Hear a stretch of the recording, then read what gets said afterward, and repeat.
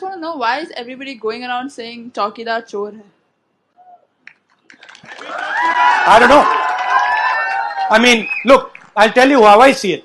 Apparently now the whole country is a chowkidar. That's what I last heard. Everybody's become a chowkidar. But let me tell you the facts, okay? And I'll go into a little bit of detail because it's important. The Rafale contract is the biggest defense contract in the world. It was negotiated by the UPA,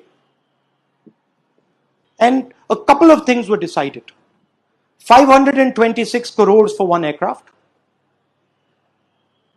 The aircraft to be manufactured in India, frankly, in Karnataka, right here, by HAL.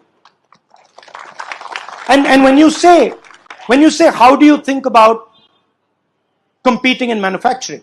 Well, one way you compete in manufacturing is get one of the most high-tech products being created on the planet, put it in Bangalore, and then help or build all the ancillaries around it. That's how you do it, right?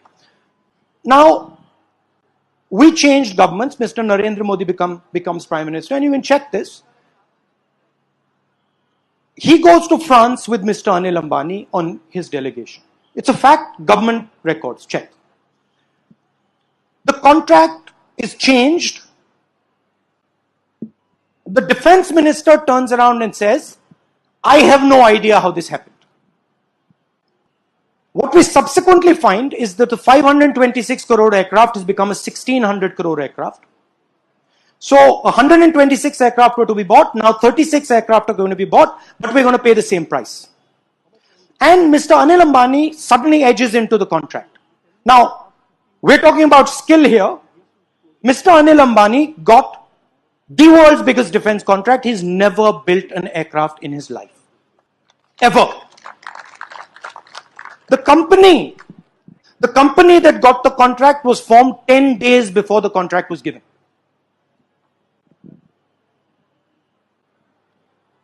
The French president publicly states, I was told by the Prime Minister of India that the only way Dassault is going to get this contract is if Mr. Anil Ambani is given the contract. And oh, by the way, don't charge 526 crores, charge 1600 crores.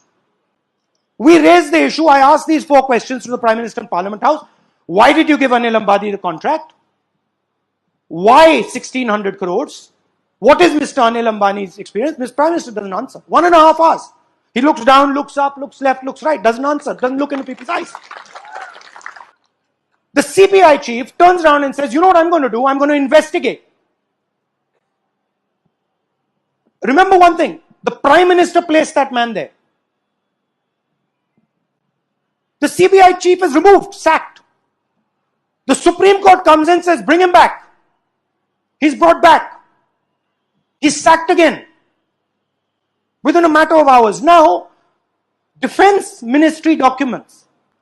It is the negotiating team writing in the documents. And the negotiating team is saying, Mr. Narendra Modi, the Prime Minister of India, has carried out a parallel negotiation with Rafale, with Dassault. All we said was, let's have an inquiry. Let's have a joint parliamentary committee. Let's check out what happened.